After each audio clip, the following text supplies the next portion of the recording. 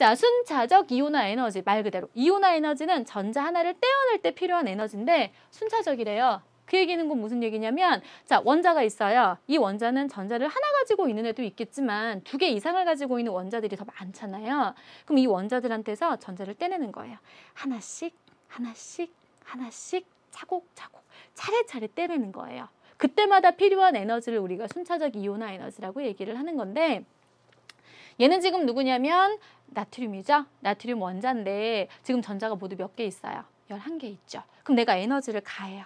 가한 에너지에 의해서 1차적으로 어디 있는 전자가 떨어져 나올까? 그렇죠. 요 전자가 먼저 떨어져 나오겠죠.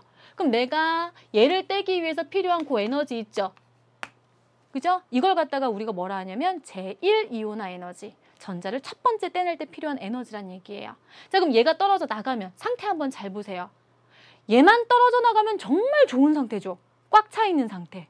그 상태에서 내가 에너지를 가해요. 에너지를 가하면 이 꽉 차 있는 이 상태에서 누군가나 이렇게 떨어져 나오겠죠. 그럼 어찌됐건 얘를 떼내기 위해서 내가 또 에너지를 가해야 되죠. 두 번째 전자를 떼내기 위해서. 그럼 얘는 뭐라고 부를까? 오케이, 제2이온화 에너지. 그럼 얘 하나 떼냈어. 또 이 껍질에서 전자 몇 개까지 떼낼 수 있어요? 8개까지 전부 다 떼낼 수 있겠죠. 그 다음 걔네 다 떼내고 나면 이 안에 있는 전자들 2개씩을 더 떼낼 수가 있겠죠.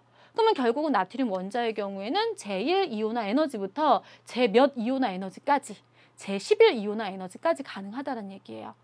되시겠어요? 자, 이렇게 각각의 전자들을 하나씩 하나씩 순서대로 떼내는 데 필요한 에너지가 순차적 이온화 에너지예요. 자, 그럼 이 순차적 이온화 에너지를 우리가 왜 배워야 하냐면 이 순차적 이온화 에너지를 이용해서 우리가 뭘 할 수 있냐면 얘가 가지고 있는 원자과 전자수를 알 수 있어요. 이 이온화 에너지를 비교함으로 인해서 원자과 전자수를 알 수 있어요. 그럼 원자과 전자수를 알면 그로부터 얘가 누구인지를 알 수 있죠.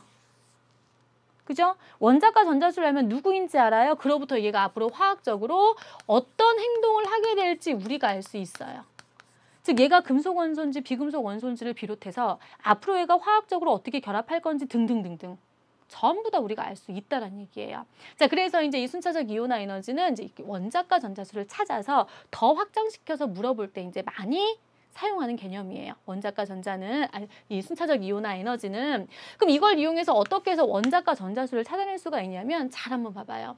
지금 이 상태예요. 이 상태에서 자, 제1이온화 에너지만큼을 가하면 이렇게 일가 양이온 상태가 된다는 얘기죠. 얘한테서 다시 제2이온화 에너지를 가하면 이렇게 돼요. 제3이온화 에너지를 가하면 이렇게 된단 말이에요. 쭉 순차적으로 나갈 수가 있는데 제1, 제2, 제3이온화 에너지 크기를 비교를 해보면 제1, 제2, 제3, 제4 이렇게 쭉쭉쭉 나간단 말이에요. 자, 크기를 비교를 하면 아마도 이렇게 되지 않을까 싶어요. 왜냐하면 얘는 세 번째 껍질에 있는 전자이기 때문에 얘 안에를 떼어내는 건 그 안에 있는 전자를 떼내는 것보다 쉽겠죠. 그죠? 그래서 얘를 떼내는 게 제일 쉬워요. 그렇기 때문에 얘를 떼내는 데 필요한 에너지가 가장 적어요. 그 다음에 이 안에 있는 꽉 차 있는 상태에서 전자 하나를 떼내는 게 쉬울까 어려울까 그걸 한번 생각해 봐요. 내가요.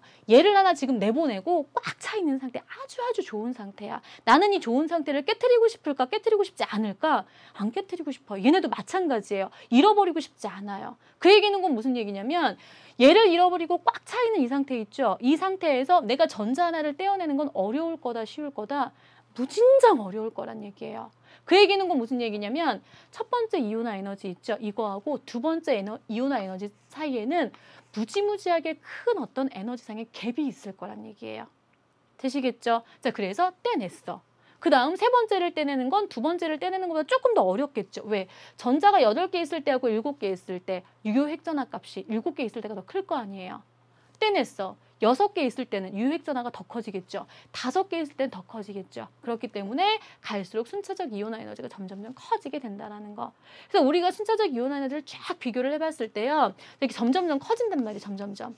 커지긴 하는데 어느 한순간 이렇게 확 점프하는 지점 있죠. 그 지점을 통해서 제1이온화 에너지하고 제2이온화 에너지 사이 이만큼의 갭이 있네. 갭이 상당히 크네. 그 얘기는 곧 얘는 전자 몇 개를 떼어내는 건 쉬운데 하나를 떼어내는 건 쉬운데 2개부터는 상당히 어렵구나.